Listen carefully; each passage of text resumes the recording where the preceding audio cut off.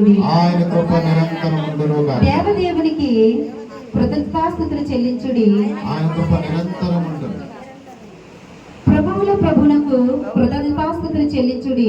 ఆయన కృప నిరంతరం ఉండునుగాక. ఆయన ఒక్కడే మహత్కార్యములు చేయవాడు.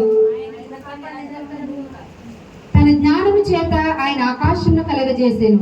ఆయన కృప నిరంతరం ఉండును చెప్తాం. ఆయన భూమిని నీళ్ల మీద పరిచిన వాడు. ఆయన గొప్ప జ్యోతులను నిర్మించిన వాడు. ఆయన కృప నిరంతరం ఉండును. పగటి నేరుటకు ఆయన సూర్యుని చేసెను. రాత్రి నేరుటకు ఆయన చంద్రుని నక్షత్రములను చేసెను. ఐగుప్తు దేశపు తొలిచూరులను ఆయన హతము చేసెను. వారి మధ్య నుండి ఇశ్రాయేలులను ఆయన రప్పించెను. చేయి చాచి తన బాహుబలము చేత వారిని రప్పించెను. ఎర్ర సముద్రమును ఆయన పాయలుగా చేయించెను. ఆయన ఇశ్రాయేలులను దాని నడుమ దాటిపోజేసెను. ఫరోను అతని సైన్యమును ఎర్ర సముద్రములో ఆయన ముంచివేసెను.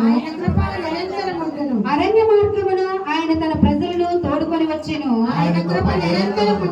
గొప్ప రాజులను ఆయన హతము చేసెను. ప్రసిద్ధి నొందిన రాజులను ఆయన హతము చేసెను. అమోరీల రాజైన సీహోనును ఆయన హతము చేసెను. బాషాను రాజైన ఓగును ఆయన హతము చేసెను. ఆయన వారి దేశమును మనకు స్వాస్థ్యముగా అప్పగించెను. తన సేవకుడైన ఇశ్రాయేలునకు దాని స్వాస్థ్యముగా అప్పగించెను. మనము దీనదశలో ఉన్నప్పుడు ఆయన మనలను జ్ఞాపకము చేసుకొనెను. మన శత్రువుల చేతిలో నుండి మనలను విడిపించెను.